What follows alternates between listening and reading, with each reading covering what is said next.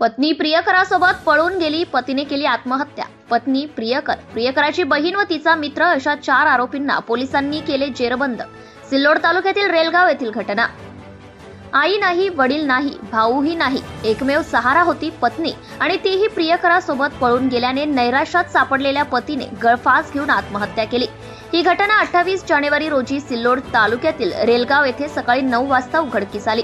या प्रकरणी आत्महत्या करण्यास प्रवृत्त करणाऱ्या मयताच्या पत्नीस व तिचा प्रियकर व या दोघांना मदत करणारे इतर 2 अशा 4 आरोपींना पोलिसांनी बुधवारी सकाळी बेड्या ठोकल्या।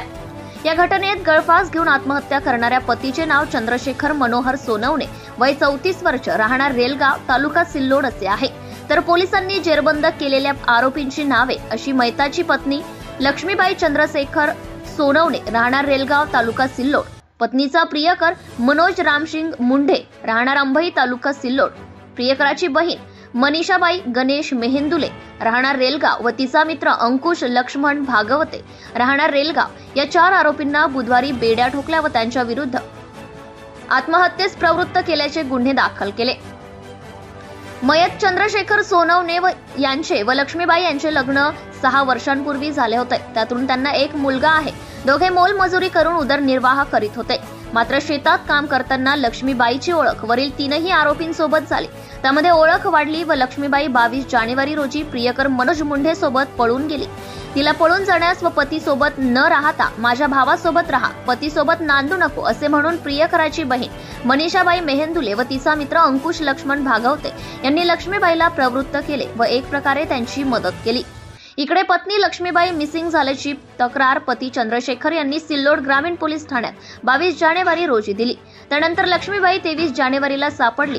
पोलिसांनी तिला पतीच्या स्वाधीन केले, परंतु तिने मी सज्ञान आहे व पतीसोबत राहत नाही, माझ्या मर्जीने मी प्रियकरासोबत जात आहे असे पती व पोलिसांना सांगितले। यामुळे नैराश्यात सापडलेल्या पती चंद्रशेखर यांनी 27 जानेवारी रोजी मध्यरात्री स्वतःच्या घरात गळफास घेऊन आत्महत्या केली। या प्रकरणी मयताचे नातेवाईक योगेश पांडुरंग सुरडकर यांनी सिल्लोड ग्रामीण पोलीस ठाण्यात तक्रार दिली। यावरून पोलिसांनी वरील आरोपींविरुद्ध गुन्हे दाखल केले। या घटनेचा तपास पोलीस निरीक्षक विजयसिंग राजपूत यांच्या मार्गदर्शनाखाली पोलीस उपनिरीक्षक LS घोडे, सचिन सोनार करीत आहे। तर चिठ्ठी लिहून ठेवली।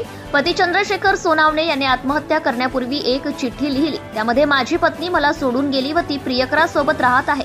तिने माझ्या सोबत राहण्यास नकार दिला। माझ्या मृत्यूस पत्नी व तिचा प्रियकर व इतर दोघे कारणीभूत आहे, म्हणून मी आत्महत्या करीत आहे अशी चिठ्ठी लिहून ठेवली होती।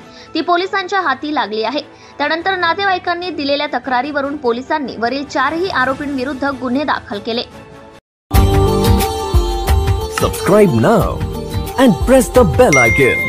Never miss an update.